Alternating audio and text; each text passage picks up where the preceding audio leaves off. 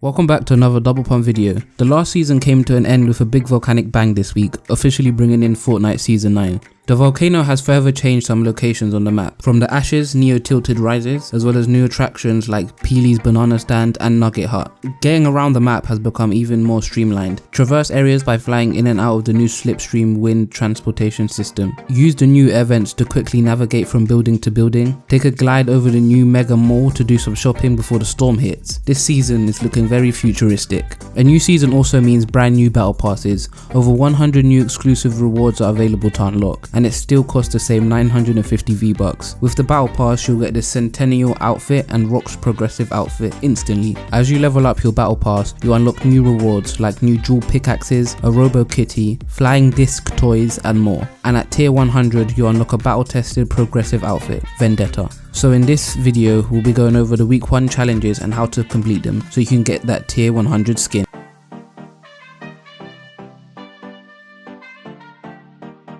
These are the 7 challenges for this week.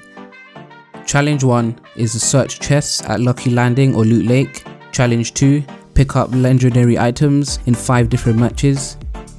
Challenge 3, visit all sky platforms. Challenge 4, scoped weapon eliminations. Challenge 5, ride slipstreams around Neo Tilted and Mega Mall. And challenge 6, deal damage to an opponent using Shadow Bomb. And challenge 7, deal damage from 2 stories above to an opponent. Now for some tips on how to complete these challenges, starting with searching chests at Lucky Landing or Loot Lake.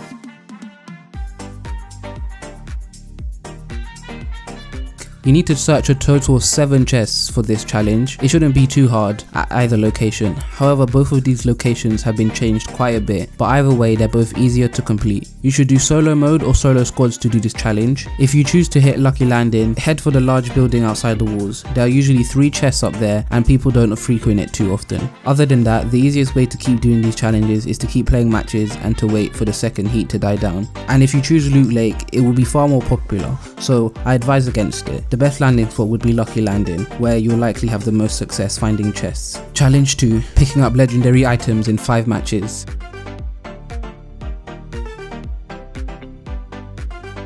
The best way to complete this challenge is to play Team Rumble. Just a warning, most of these week's challenges will be best completed in Team Rumble, as it has airdrops which always drop legendary items. The first airdrop is usually around 4 minutes on the first moving storm timer, so keep an eye out for that and get those drops. Make sure to play the mode several times, as you will definitely be able to complete this challenge and other challenges while you're playing it. Challenge 4, scoped eliminations.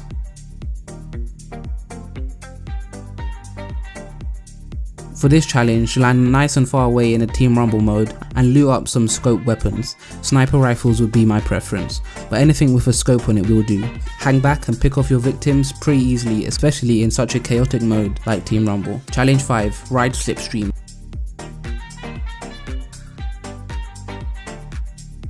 The Slipstream mechanic is a new one in Fortnite Season 9, a jet of air or magic magnetism or something that lets you inflate path pockets, for lack of a better term. There are slipstream highways around certain parts of the map now for fast traversal, one at Neo Tilted and one at Mega Mall, and a third one elsewhere. Tilted Towers has been replaced by Neo Tilted, a slick futuristic version of the Fortnite's urban centre, and across the map there are now 3 new slipstreams which players can hop into and get around the map in a brand new way. One of these slipstreams is at Neo Tilted, and this is where the challenge requires you to complete it at. When you fly down to Neo Tilted, you'll see giant futuristic looking circular things all around the perimeter of the city. Connecting each of these, you can see a wind tunnel which you simply need to fly into, and proceed to traverse each of the circles as the slipstream guides you around Neo Tilted. Be careful with this, you actually move quite slowly, though bobbing up and down can affect your speed. As far as I can tell, players in slipstreams will make fairly easy targets, which should make it fairly simple for other players to use this challenge as a great way to get some extra eliminations. Once you completed this stage of the challenge and earn 2 battle stars, you can now move on to stage 2. The slipstream you need for stage 2 can be found at Mega Mall. Here's where you can find it on the map. You'll see these massive circles all connected by a wind tunnel. To solve this challenge, simply fly into the wind tunnel and navigate your way through each circle without getting killed, which might be trickier than it sounds. After all, you don't move very fast in the slipstreams. Once you've completed this stage of the challenge, you'll be rewarded with 3 battle stars, bringing your total for both stages to 5 and getting you that much closer to tier 100 in season 9. And don't forget, for multi-stage challenges like this, you need to finish your match before starting the second stage. Challenge 3, visiting all sky platforms.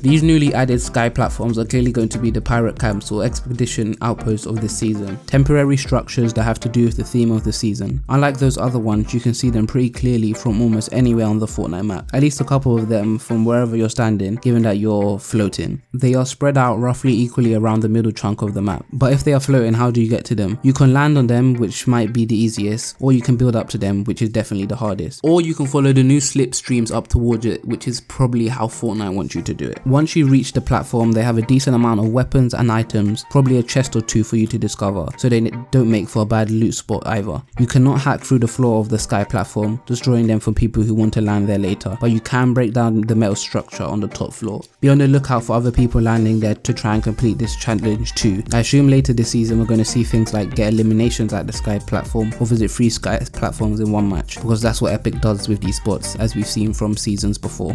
Deal damage to opponent using shadow bombs.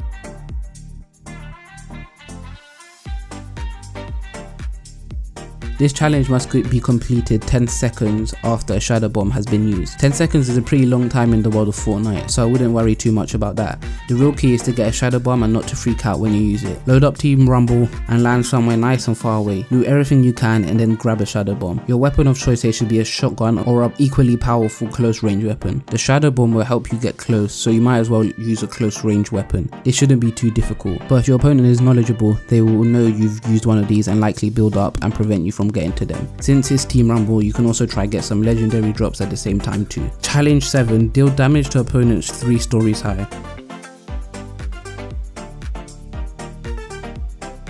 This one is a pain to do intentionally, but it's also one of the ones that will likely solve itself over time. There are also multiple stages to this. Stage 1, deal damage from 2 stories above with a minimum of 300 damage. Stage 2, deal damage to opponents at least 4 stories above with a minimum of 200 damage. And deal damage at least 6 stories above with a minimum of 100 damage. So you can either wait and play the game and hope you manage to encounter situations like this, or hop into Team Rumble and spend every second of the game looking for high ground and firing down. My recommendation for weapons would be to use a low accuracy, high rate or fire weapon. You might not get eliminations, but you will get damage, especially with the final circle in Royal Rumble where everyone battles it out and purposely builds up. That's it for this week's challenges. Thank you for watching this video and make sure to subscribe to Double Pump and turn on notifications, and we'll see you in the next one.